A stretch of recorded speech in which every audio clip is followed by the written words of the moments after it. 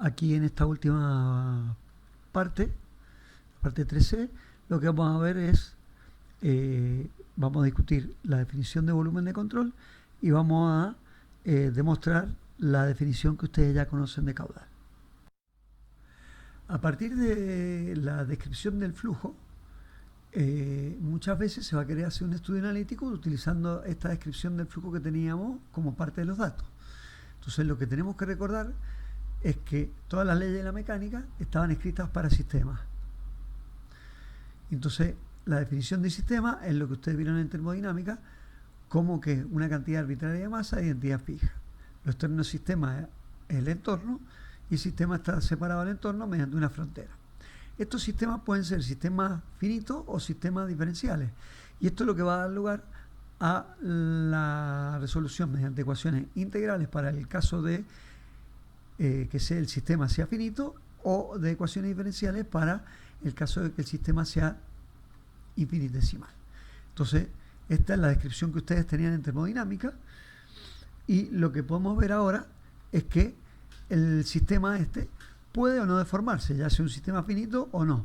Recuerden en el caso del sistema finito, por ejemplo, en lo que ustedes estudian como cilindro-pistón, por ejemplo, en termo, o lo que nosotros estamos hablando como un sistema diferencial, una partícula fluida. Entonces, la idea que vamos a plantear ahora es que el objetivo de las leyes mecánicas tenía el establecer lo que ocurre cuando hay interacción entre el sistema y plantear ecuaciones para poder obtener los resultados que nos interesan. Bien, todo lo que se ha discutido de la derivada material estaba relacionada con el análisis diferencial, que se retomará oportunamente en el tema 3.1.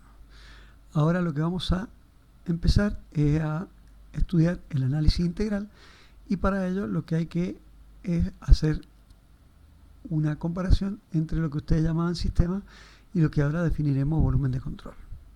La notación va a ser BC para volúmenes de control.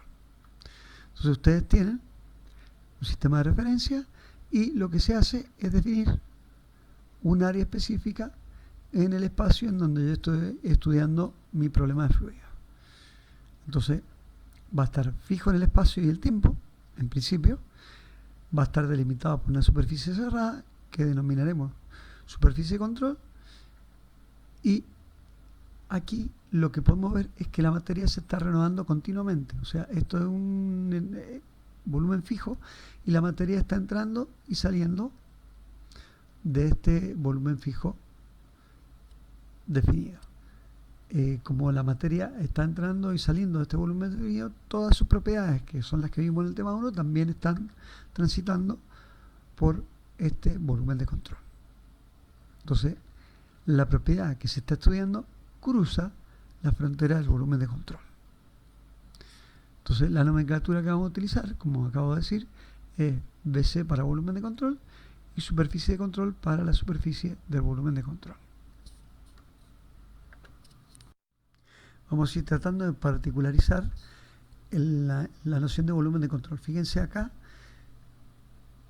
aparece lo que nosotros antes llamamos sistema o masa de control, y la diferencia con el volumen de control es que el volumen de control va a ser un elemento fijo en el espacio que va a tener una superficie cerrada que llamamos superficie de control. Acá, en el instante t, tanto el volumen de control como la masa de control coincidirían. Pero acá, en el instante t', el volumen de control sigue siendo el mismo y la masa de control lo está atravesando. Entonces, la que va avanzando y atravesando el volumen de control es la masa de control, va saliendo del volumen de control y nueva masa va entrando al volumen de control. Entonces, el sistema es aquella masa de fluido que en un instante determinado está contenida en el volumen de control. Y es a la que, cuando hacíamos el análisis de partículas fluidas, seguíamos en su movimiento. Y se va a simbolizar como MC. Ninguna propiedad atraviesa la masa de control. O sea que las propiedades se trasladan con la masa de control, y esta masa de control tenía incluso la masa que era constante. Esta es la noción de partícula fluida, una partícula de masa constante. Cuando utilizamos el volumen de control, la propiedad que se está analizando sí atraviesa la frontera del volumen de control. Entonces, cuando apliquemos las leyes básicas de conservación, que eran conservación de masa, conservación de cantidad de movimiento, conservación de energía, que las describimos anteriormente, la propiedad B en cada caso será la masa, la energía, o la conservación de cantidad de movimiento. Pueden ser propiedades escalares o vectoriales, y la idea es tratar de contabilizar o tomar en cuenta su variación en este volumen de control. Y por lo tanto es de extremo importante ver que la superficie de volumen de control estén bien definidas en el desarrollo del análisis.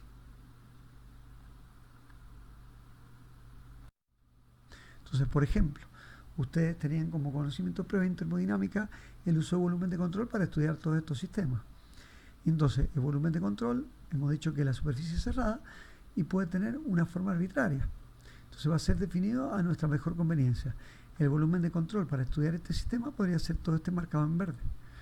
O si yo, por ejemplo, quisiera estudiar solo la turbina o el sistema pistón-cilindro o el intercambiador, los volúmenes de control serían otros. O sea que en función de mi conveniencia es lo que yo elijo como volumen de control, y esto es lo que ustedes ya han hecho en termodinámica.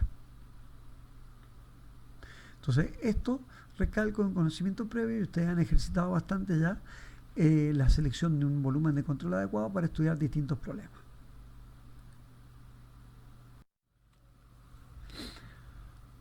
Ustedes habían ya utilizado el concepto de volumen de control en termodinámica cuando hacían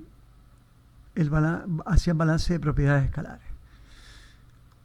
Entonces, en algún momento pueden haberlo llamado sistema abierto, pues además de la energía que se transforma en forma de calor y trabajo, una cierta cantidad de masa cruza la frontera del sistema que es abierto. Al igual que en los sistemas cerrados, la energía no se destruye ni se crea, solo puede transformarse. Eso es lo que han visto en termodinámica, y ahí tienen ejemplos de distintos volúmenes de control. Acá estoy viendo que la superficie es cerrada, pero la masa está atravesándola y la energía también la atraviesa. Lo mismo cuando estudiaron, por ejemplo, una tobera o un pistón que en este caso se está moviendo y la frontera puede ser móvil. Entonces, en todos estos casos, yo lo que estudio es la propiedad del fluido en el volumen de control, y esta propiedad es extensiva para todo el volumen de control. Si la divido por la masa que tengo en el volumen de control, me queda la propiedad que ustedes llamaban intensiva. Entonces, la región a estudiar, el sistema cerrado, era lo que ustedes llamaban sistema, o sea, no había transferencia de masa, y ya sea un sistema o ahora un volumen de control, la frontera superficie de ese volumen es la superficie de control, y esta puede ser real o ficticia. Real en este caso, ficticia en este caso, por ejemplo, y puede ser móvil o fija. Entonces, cuando hablamos de una masa que atraviesa la frontera, implicaba hablar de un flujo másico. Entonces, recuerden que al hablar de flujo másico implica recordar las definiciones de flujo uniforme y de flujo permanente, que nos van a ser muy útiles después para resolver problemas en la parte de práctica. Entonces, en resumen, volumen de control, superficie tiene que ser cerrada, y cuando el volumen de control posee frontera móvil, implicará hablar de un trabajo en la frontera. Ejemplos de sistemas abiertos o volumen de control: radiadores de automóviles, turbinas, compresor, cilindros de autos con la válvula de admisión y de expulsión. Como parte de los conocimientos previos que tienen en termodinámica, en algún momento se plantearon la pregunta de que si la masa era constante en sistema cerrado, o bien si cambiaba la masa del sistema cuando cambiaba la energía del sistema. Si esto fuese afirmativo, nuestra definición de sistema como una cantidad de masa fija no sería correcta. Repasen lo que está en las transparencias estas de este mismo tema. Si a partir de consideraciones relativistas la masa está relacionada con la energía a través de la ecuación que ustedes ya conocen, que no han estudiado pero sí han visto por todos lados, la energía es igual a la masa por la velocidad de la luz al cuadrado, siendo esta la constante de proporcionalidad entre energía y masa, lo que veríamos es que la masa cambia cuando cambia la energía del sistema. Entonces, vamos a ver si es significativo este cambio en los casos que estudiamos acá. Acá hay dos ejemplos, en donde tengo un recipiente rígido con una mezcla de 1 kilo de gasolina y aire y se produce la combustión. Luego de producir esta combustión es necesario transferir esta energía desde el sistema para tener la temperatura inicial del sistema. Si ustedes aplican el primer principio de la termodinámica, ven que la energía interna, la variación de energía interna que hay es de menos 2.900 kJ. Si la velocidad de la luz es esta, el decremento de masa sería la energía que yo tengo dividida la velocidad de la luz. O sea que estamos hablando de una variación de masa del orden de 10 a la menos 11 kilos. En este ejemplo, si lo que quiero es formar 1 kilo de agua a partir de oxígeno e hidrógeno, la energía liberada ahora sería esta que está acá.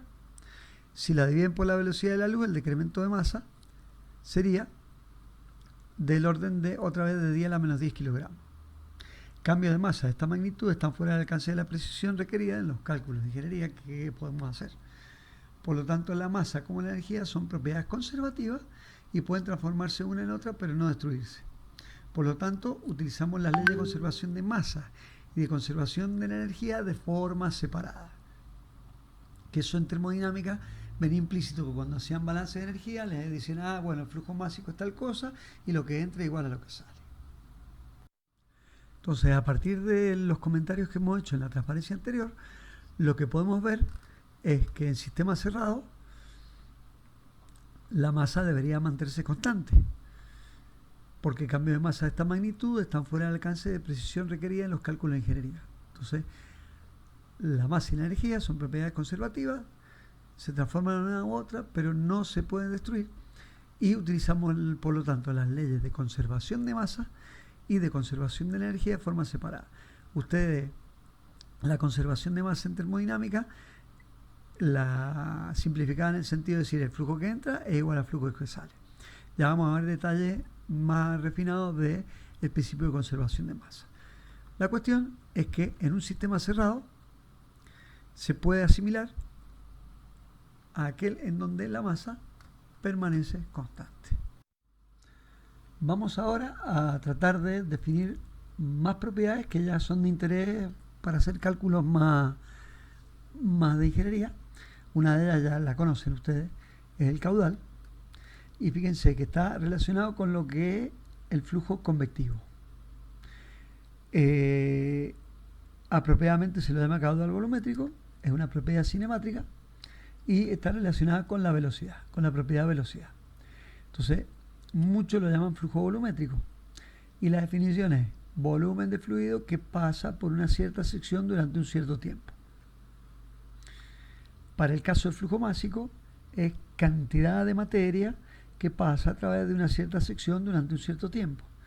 Entonces, lo que hay que preguntarse ahora es cuánto volumen de fluido va a pasar por una sección en cada unidad de tiempo, cuándo vamos a considerar positivo o negativo al flujo y cuándo vamos a considerar al caudal o al flujo volumétrico nulo.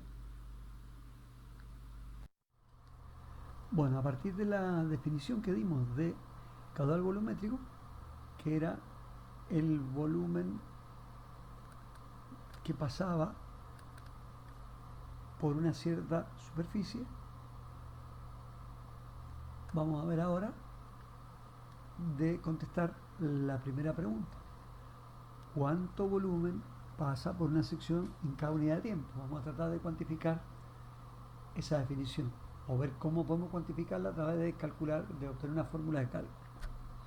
Entonces, tenemos un sistema de coordenadas, tenemos línea de corriente, tenemos la propiedad de velocidad, porque tenemos esa línea corriente, el campo por lo tanto de velocidad no es nulo, y en t igual a t0 tenemos que definimos un volumen de control. Acuérdense que las líneas de corriente habíamos demostrado que eran impermeables y lo que estoy tratando es de que en este volumen de control tenga esta entrada esta salida y esto sea un tubo de corriente. Por lo tanto, las líneas de corriente están sobre una línea que es cerrada y eso era un tubo de corriente y habíamos dicho que sus paredes eran impermeables. Entonces, ese va a ser mi volumen de control. Y entonces ahora tengo un área de salida, un diferencial de área de salida, por ejemplo, y recuerden que los diferenciales de área podían definirse con un vector que era normal a la superficie del diferencial de área y era la normal exterior a la superficie, y eso es lo que me está marcando este vector n.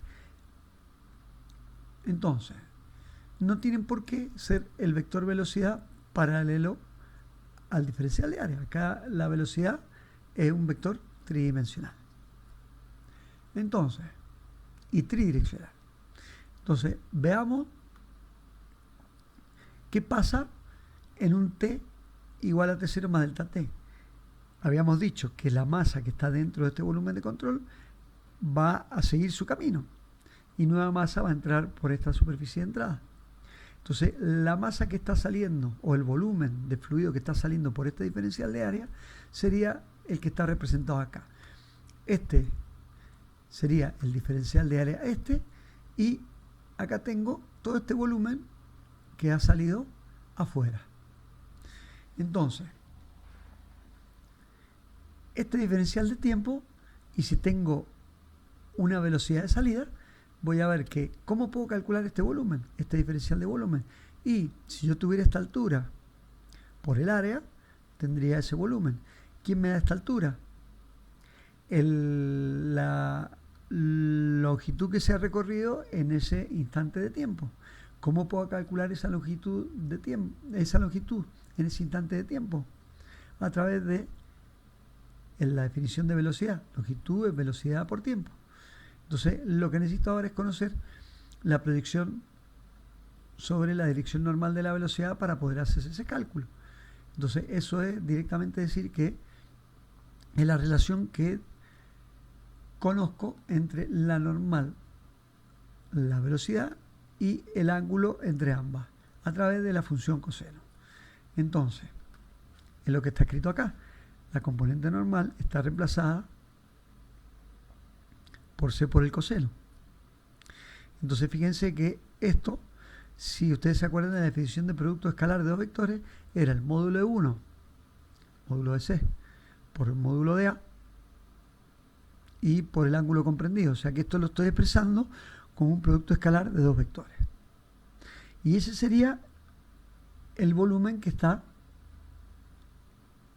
en este instante de tiempo t más delta t. Entonces, ahora la pregunta que sigue es: ¿cuándo este flujo es positivo o negativo? Fíjense que la definición de flujo habíamos dicho que era diferencial de volumen en un cierto tiempo, un cierto diferencial de t.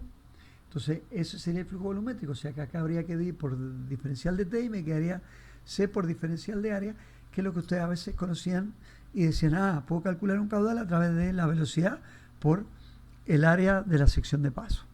De ahí saldría esa definición que se les han dado de una manera un tanto intuitiva. Entonces ahora, ¿cuándo el flujo es positivo o negativo? Y hay que analizar el signo de este producto vectorial.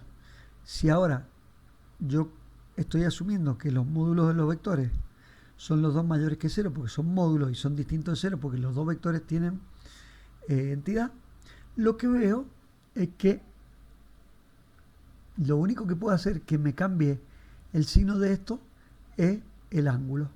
¿Por qué?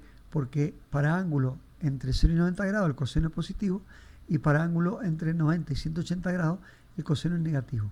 Entonces, de alguna manera, el flujo está saliendo, el ángulo es menor de 90 grados y puedo decir que es positivo. Y cuando el flujo está entrando, el ángulo es mayor de 90 grados y el flujo es entrante.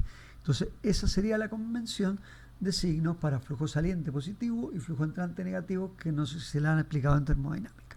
Entonces, depende del valor del ángulo θ. Entonces, como les anticipé, al dividir por diferencial de tiempo me queda la definición que había dado de caudal volumétrico. y está relacionado ahora con la velocidad normal a la superficie por el valor de esa superficie. Entonces yo, esto es una ecuación diferencial y la tengo que integrar. Lo que tengo que hacer es una integral de esta definición que hemos visto acá.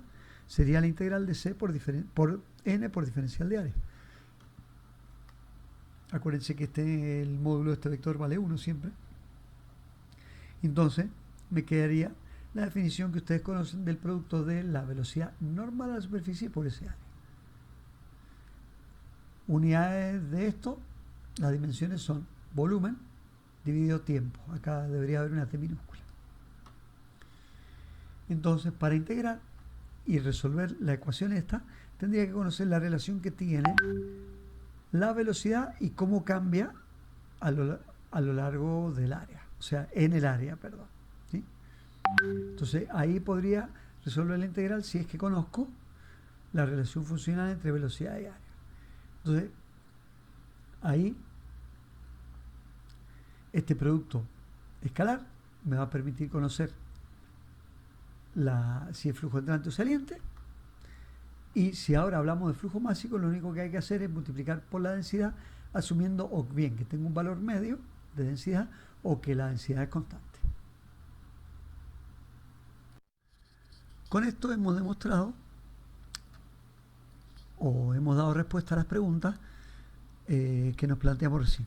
¿Cuánto volumen pasa por una sección en cada unidad de tiempo? Hay que resolver esa integral. ¿Cuándo considero el flujo positivo o negativo? A través de analizar el ángulo entre la velocidad en ese diferencial de área, lo que está descrito de forma compacta en este producto escalar. ¿Y cuándo el caudal sería nulo? Imagínense que, o bien, no tienen velocidad. ¿Y cuál sería la otra posibilidad de que el caudal sea nulo? Si pueden, respondan utilizando la definición de producto escalar. Deberían ver el ángulo y ahí podrían contestar cuando el caudal es nulo.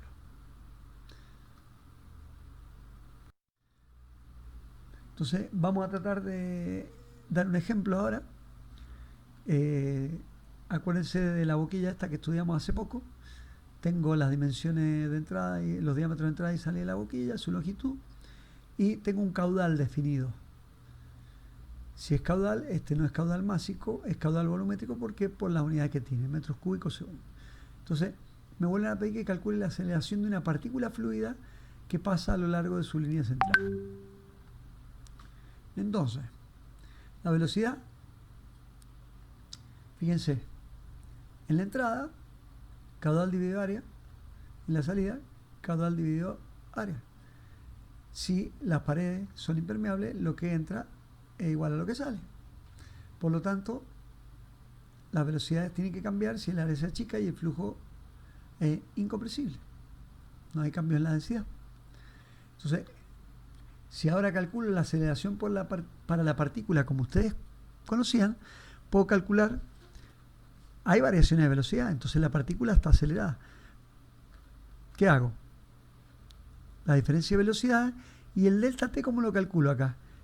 Como la longitud en función de una velocidad media, en función de justamente la definición de velocidad. Entonces lo que hago es la media de la velocidad y divido el delta x por esa media. Por lo tanto tengo esto y me dice, mira, 86 metros por segundo al cuadrado. Acá hice para la partícula, una partícula que va desde acá hasta acá, se va acelerando. Si lo hacemos como sabíamos, para el campo euleriano, escribíamos la aceleración como la derivada de la propiedad de velocidad, la temporal, más la volumétrica, más la convectiva. Entonces, acá, fíjense, no hay variación temporal, porque siempre el caudal es constante. Acá el valor de la velocidad es siempre el mismo y acá es otro, diferente, pero siempre igual a lo largo del tiempo. Entonces, acá reemplazo por la velocidad media. Y esto que era la derivada respecto de x, lo reemplazo por incremento. Delta c dividido delta x. En y no tengo nada y en z no tengo nada. Y esta c media la estoy reemplazando justamente por la medida de las dos velocidades que sí conozco y vuelvo a obtener lo que esperábamos, pero ahora desde un punto de vista euleriano, que es lo mismo que me dio antes. Entonces, de alguna manera, acá pueden ver de que pese a que el caudal se mantiene constante, no es función del tiempo, y las velocidades son siempre las mismas en la entrada y en la salida, no cambian con el tiempo, sí estoy teniendo aceleración. Y esta aceleración era convectiva. Los mismos valores. Entonces acá tengo otro ejemplo y lo único que estoy haciendo es calcular un caudal másico, pero ahora fíjense, es aire. Pero no me da la densidad, pero puedo aplicar la ecuación de estado y resuelvo.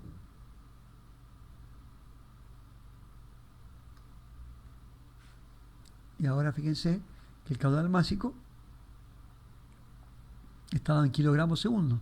Si quisiera calcular el caudal volumétrico, hay que utilizar la densidad, dividir el caudal másico por la densidad y me da en metros cúbicos segundo el caudal volumétrico. Bien, aquí lo que hago es unos comentarios acerca de la distinción entre convección y difusión. El que nos va a interesar a nosotros generalmente es el proceso de convección y que está relacionado en el cual una propiedad se transporta por el movimiento ordenado del flujo. Por ejemplo, hay un campo de velocidades que transporta la propiedad como hemos venido diciendo todo el rato. Entonces, considerar solo convección conduce a ecuaciones diferenciales parciales del tipo de Euler, que ya vamos a ver cómo es esa ecuación. Mientras que los procesos de difusión son procesos que ocurren en un flujo en fluido en el cual una propiedad ahora se transporta por el movimiento aleatorio de las moléculas del fluido. Considerar solo difusión conduce a ecuaciones diferenciales parciales de tipo Laplace-Poisson. La difusión va a estar relacionada con el tensor de tensiones y con algo que estudiamos en el tema 1, que era la viscosidad. Si ustedes recuerdan, la viscosidad era el cuantificador macroscópico de los efectos medios de todas las moléculas que habían por ahí dando vuelta en el fluido y que interactuaban entre sí. Lo interesante acá, y por eso me interesa el comentario, es que la turbulencia y la generación de efectos entre flujo y paredes sólidas en contacto, por ejemplo, efectos de capa límite, son efectos relacionados con la difusión, pero no con la de moléculas, sino en el caso de la turbulencia, con la de partículas de fluido. Por eso la turbulencia depende del flujo y no del fluido. Y se la tiene en cuenta como un esfuerzo también tangencial, está dentro del tensor de tensiones, pero no depende de la viscosidad del fluido, sino que se habla de una viscosidad del flujo. Esto lo vamos a ver en detalle en el tema 6. Entonces, lo que vamos a también ver en este curso es que los efectos difusivos van a ser tratados de manera simplificada o bien incorporando información experimental para resolver las ecuaciones. Entonces, dentro de lo que definimos como caudal volumétrico y caudal másico, estamos viendo que esta definición de caudal que hemos dado es un caso particular de relaciones definidas dentro del área de la termodinámica y de procesos fluido-mecánicos que están relacionados con la convección.